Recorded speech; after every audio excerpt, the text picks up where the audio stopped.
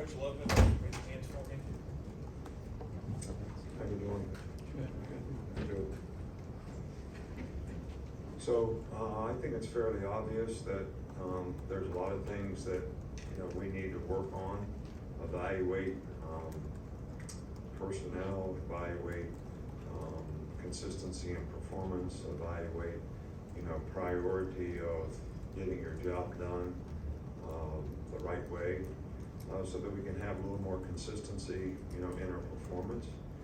We didn't take advantage of opportunities when we had them, in the last game, and that's certainly something that's gonna catch up with you.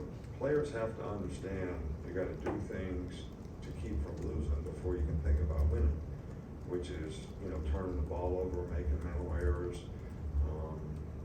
not reading things correctly so that we can execute plays, the way they're designed, and, that's something that we, as a whole, as an organization, need to do a better job of working together with the players and the coaches so that we can do a better job of getting that right. We're going to play a really good Tennessee team. This game means a lot to a lot of people in Alabama, kind of a rivalry game, and it's always been an important game for us. Tennessee's got an outstanding team. They're undefeated. Josh has done a really, really good job there. Probably one of the most explosive offenses, if not the most explosive offense, in the country. They've got really good wide receivers. 4 guys have lots of production. They've got 2 really good running backs, lots of production. Quarterback, Hooker is, really done a nice job of executing their offense. He's one of the leading pass efficiency guys in the country, as well as has the ability to extend plays and make plays with his feet. He's a very good athlete all the way around, and has had an outstanding year. Their defense is, one of the top defensive teams, especially in terms of creating negative plays and making people difficult for them to score. 17 points a game is, really good, one of the tops in the SEC. And they're always really solid with their specialists and on special teams. So this is a really, really good team, a real challenge for us. And our priority has to be, we got to get it right ourselves, and so that we do a better job of putting ourselves in position of having a chance to be successful. And when we do that, we got to take advantage of it. We'll start over here with Chase. How has J.C. Latham been playing at right tackle here lately, and how would you evaluate the offensive tackle play as a whole to date? I think J.C. has done a good job all year. He's a passionate guy, tries to play physical, and he's made nice improvement throughout the year. I don't think as an offensive line as a whole, this was one of our best games. I think A&M has a really good front, and we need to do a better job overall up front to be more consistent. We make yards rushing, but how many positive plays versus negative plays? And the negative play to me means you don't gain 3 yards or more. So that consistency, we need to continue to work on. Michael, right? Yeah, what's the latest on Bryce Young's status? Bryce is getting reevaluated today. I don't really know much. I haven't talked to Doc, since he did that. Hopefully we're going to try to get him ready to play this week, but this is something that, nobody can predict, how quickly this is going to give him an opportunity to be able to go out and do what he needs to do, and, we'll see as the week progresses, but I don't have an update like much more than that. Come over to Charlie. After watching the film, just how effective did you think that package with Will and Dallas and Chris Brassel on the field together was at getting pressure on the quarterback? Well, I thought we did a good job of getting pressure on the quarterback. I know we had 3 sacks, but we had, probably, 10 or 12 other pressures on the quarterback. So it worked well for us. It was effective. Up front with Nick. Talking about their defense Tennessee has, what about their run defense specifically stands out to you for them? Well, they're physical up front. They play hard. They're they're aggressive in terms of their style of, you know, bringing people and create negative plays. They tackle well, they play hard, they play well together, so they have a good understanding of, you know, what they're trying to get done on each call, so they're a good front seven. Other side with Nick Alvarez. What could the wide receivers do to make Jalen or Bryce's job a little easier, keeping the passing game consistent?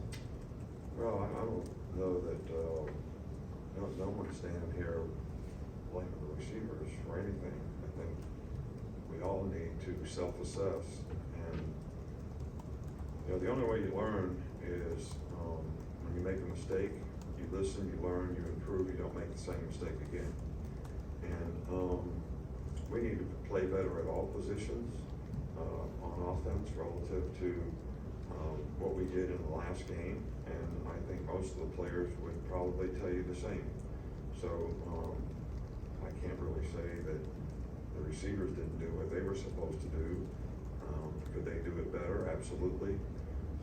Could we get better play at every position, whether it's quarterback, wide receiver, or whatever? Absolutely. So that's what we're trying to focus on, so that we can have more consistency running the ball and passing the ball. Stay over there with Katie.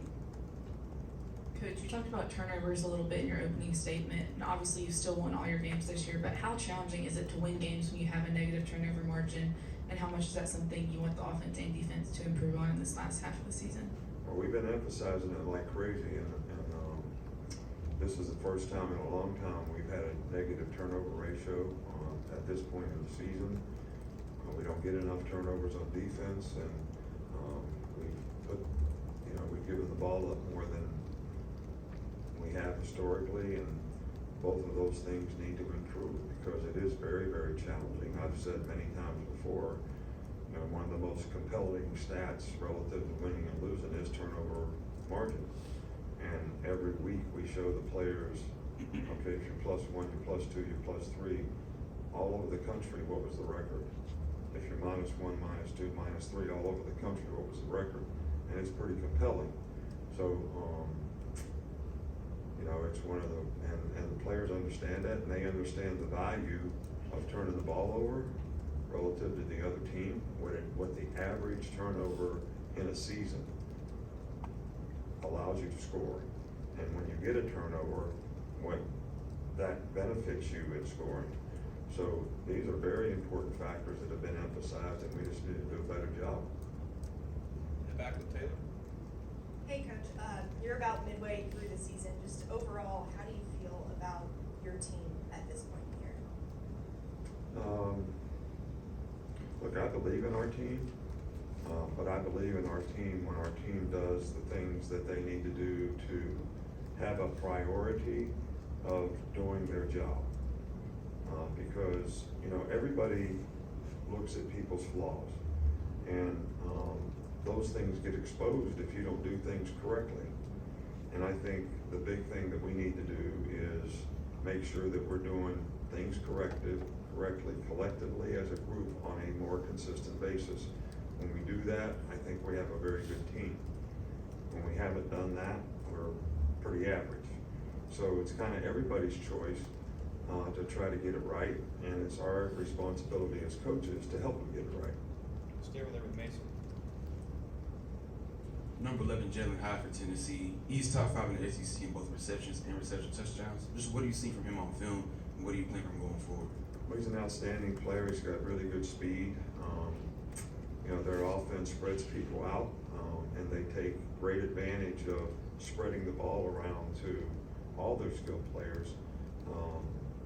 He in particular has made a lot of big plays, which they take a lot of shots, and they've converted a lot of shots. And one of the, you know, keys to the game is not giving up big plays, and that'll be really important for us if we're going to be successful against them on defense. And we're going to not only have to guard him, but about 3 or 4 other guys that are pretty good receivers as well. 2 more, and we'll wrap. Steven and then Tony. Coach, you talked about his growth before, but was there ever a moment in practice when you felt like, okay, Deontay Lawson's kind of got a handle on this now? Yeah, he's been, you know, we've been playing him all year long. I thought he played fairly well in the game this past week, and we got a lot of confidence in him. You know, he's a good competitor. He's serious about what he does. He's smart. He understands what he's supposed to do. He can run. He's a good athlete.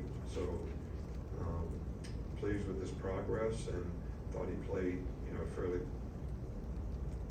good game for especially being, you know, his first start when he had to go out there and play the whole game. So did a really good job.